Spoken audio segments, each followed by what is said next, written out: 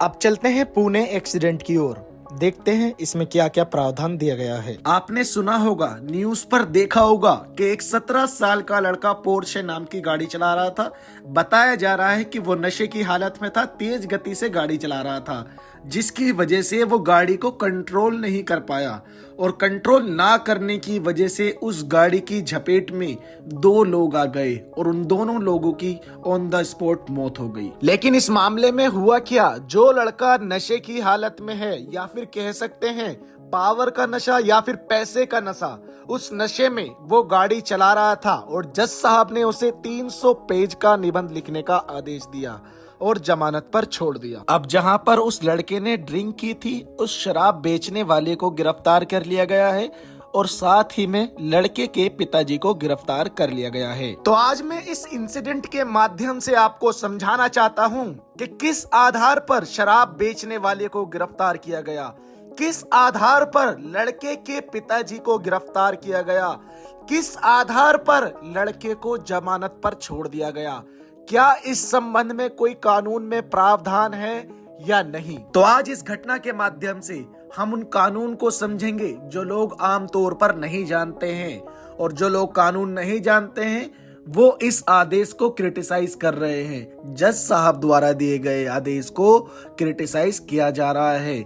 हम कानून समझने के बाद ये तय करेंगे कि जज साहब द्वारा दिए गए आदेश को क्रिटिसाइज करना चाहिए या फिर कानून को क्रिटिसाइज करना चाहिए। तो सबसे पहले समझते हैं आखिर अपराध हुआ क्या है। अगर कोई बालिग यानी 18 साल या 18 साल से अधिक उम्र का व्यक्ति ऐसा काम करता है, ऐसा कार्य करता है, तो इसे गैर इरादतन हत्या के नाम से जाना जाता है। कानूनी भाषा में इसे culpable homicide not amounting to murder कहा जाता है और ये इंडियन पिनल कोड 1860 सेक्शन 304 के पैराग्राफ 2 में आता है। 1 जुलाई 2024 को भारतीय न्याय संहिता 2023 लागू होने जा रहा है और भारतीय न्याय संहिता 2023 के सेक्शन 105 में इसका प्रावधान दिया गया है। क्योंकि अभी ये कानून लागू नहीं हुआ है तो ये मामला डील किया जाएगा आईपीसी के तहत, इंडियन पिनल कोड 1860 के तहत। जानते हैं क्या कहती है आईपीसी की धारा 304 डील करता है punishment for culpable homicide not amounting to murder, यानी कि गैर इरादतन हत्या के लिए जेल होगी, जिसे बढ़ाकर 10 साल तक किया जा सकता है और जुर्माना भी देना पड़ सकता है। यदि नॉलेज के बाद भी वह व्यक्ति ऐसा काम करता है जिसको ये पता है कि ये काम करने की वजह से सामने वाले की मृत्यु हो सकती है, डेथ हो सकती है, डेथ होने की संभावना है, लेकिन इंटेंशन नहीं होती है उसकी, लेकिन यहाँ पर उसकी इंटेंशन नहीं होती है, तो ऐसे में उसको 10 साल की जेल या जुर्माना या फिर दोनों से दंडित किया जा सकता है। तो अभी तक आपने 2 चीजें सुनी, आईपीसी के सेक्शन 304 में आपने 2 चीजें सुनी और इसके पैराग्राफ 2 में ये मामला आएगा,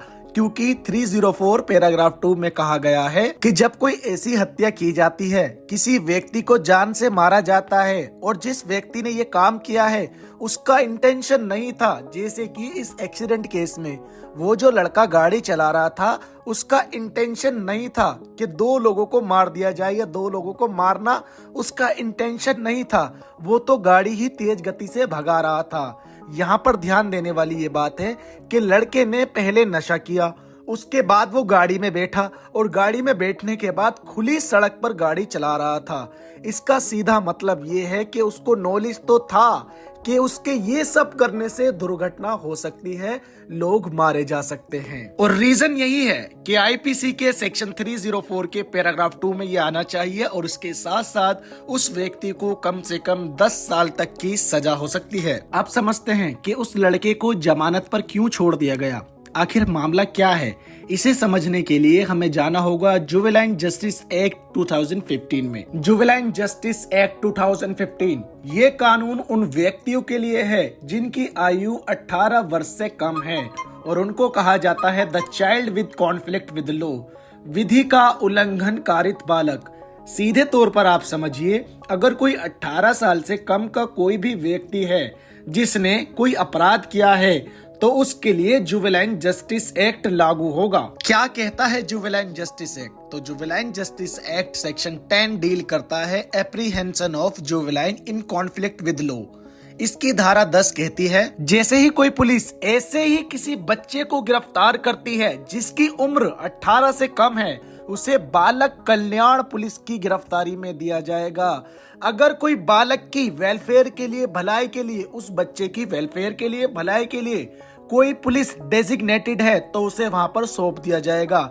लेकिन इसमें यह भी लिखा हुआ है, उल्लंघन करने वाले बच्चों को लॉकअप में नहीं रखा जाएगा और ना ही जेल में डाला जाएगा। तो ये थी जुवेनाइल जस्टिस एक्ट की धारा 10, जिसके साथ साथ आज हम जानेंगे सेक्शन 12 को भी, सेक्शन 12 को भी। क्या कहता है जुवेनाइल जस्टिस एक्ट का सेक्शन 12? जुवेनाइल जस्टिस की धारा 12 कहती है, ऐसे व्यक्ति की जमानत पर प्रावधान है जो कि एक बच्चा है और उसने अपराध किया है।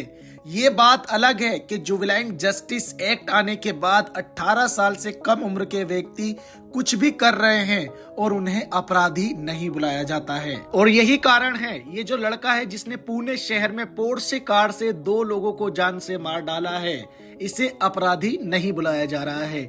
इसके लिए शब्द है विधि का उल्लंघन करने वाला बच्चा। धारा 12 में साफ साफ लिखा हुआ है, ऐसे बच्चे को तुरंत ही जमानत पर छोड़ना होगा। और आप लोग जो न्यूज पर पढ़ रहे हैं या फिर सुन रहे हैं कि जज साहब ने 15 घंटे के अंदर अंदर उस लड़के को जमानत पर छोड़ दिया है, जब जुवेनाइल जस्टिस एक्ट की धारा 12 कह रही है कि ऐसे व्यक्ति को तुरंत जमानत पर छोड़ना पड़ेगा, तो ऐसे में जज साहब को क्रिटिसाइज करने की जगह पर हमें कानून को क्रिटिसाइज करना चाहिए। अगर आप इस नजरिए से देखते हैं आखिर क्यों उस अपराधी को छोड़ दिया गया, क्यों ये सब हुआ, तो मेरा मानना ये है कि इस कानून में अमेंडमेंट की जरूरत है, बदलाव की जरूरत है। अभी तक हमने 2 कानूनों का हवाला दिया है। पहला कानून है इंडियन पिनल कोड 1860, दूसरा है जुवेनाइल जस्टिस एक्ट 2015। अब हम समझेंगे कि उस लड़के के पिताजी को क्यों अरेस्ट किया गया। उसके लिए हमें जाना होगा मोटर व्हीकल एक्ट 1988 में, और मोटर व्हीकल एक्ट के सेक्शन 199A को जानते हैं। क्या कहता है मोटर व्हीकल एक्ट का section 199A? Section 199A offence by juvenile. इसका अर्थ है अगर कोई व्यक्ति जिसकी उम्र 18 साल से कम है और वो कोई अपराध करता है। लिखा है जब कोई बच्चा मोटर व्हीकल एक्ट में अपराध करता है, मतलब बिना लाइसेंस के गाड़ी चलाता है, गाड़ी से किसी को टक्कर मार देता है और उस टक्कर की वजह से सामने वाले व्यक्ति की डेथ हो जाती है या फिर उसको चोट आ जाती है, तो उस बच्चे के पिताजी को अपराधी माना जाएगा, या वो व्यक्ति जो गाड़ी का ओनर है, और उसके पिताजी को 3 साल की सजा और 25,000 रुपए का जुर्माना भी लगाया जा सकता है। साथ ही में जो गाड़ी है उसे भी 12 महीने के लिए रद्द कर दिया जाएगा, वो रोड पर नहीं चलेगी। और जिस व्यक्ति ने एक्सीडेंट किया है, जिसकी उम्र 18 साल से कम है, उसे 25 साल तक की आयु पूरी करने तक लाइसेंस नहीं मिलेगा गाड़ी चलाने के लिए। तो सेक्शन 199A से हमने समझा क्यों लड़के के पिताजी को अरेस्ट किया गया और उनकी क्या जिम्मेदारी थी। और अब लड़के के पिताजी को 3 साल तक की जेल हो सकती है, और साथ ही वह गाड़ी 1 साल तक नहीं चलाई जाएगी। अब हमारा लास्ट सवाल ये था कि शराब बेचने वाले को क्यों अरेस्ट किया गया। तो चलिए चलते हैं फिर से जुवेनाइल जस्टिस एक्ट 2015 के सेक्शन 77 में। क्या कहती है धारा 77? इसमें लिखा गया है किसी बच्चे को शराब देना या फिर किसी तरह का ड्रग्स देना या ऐसा पदार्थ देना जो मन पर प्रभाव डालता हो, उस व्यक्ति के लिए सजा का प्रावधान धारा 77 में दिया गया है। इसमें सजा 7 साल या फिर 1 लाख रुपए का जुर्माना देना पड़ सकता है। तो इसी कारण उस शराब बेचने वाले को गिरफ्तार किया गया है। तो आज इस घटना के माध्यम से हमने जाना कि आखिर क्यों उस लड़के को जमानत पर छोड़ दिया गया, आखिर उसके पिताजी को क्यों गिरफ्तार किया गया, आखिर उस शराब बेचने वाले व्यक्ति को क्यों गिरफ्तार किया गया। इस एपिसोड में 2 सवालों को कवर किया गया है, वो इसलिए क्योंकि हमें पुणे एक्सीडेंट को कवर करना था, और पुणे एक्सीडेंट से आप बहुत कुछ सीख सकते हैं। तो नेक्स्ट टाइम हम 3 सवालों को कवर करेंगे। अब आप भी अगर मुझसे यानी अपने लीगल एडवाइजर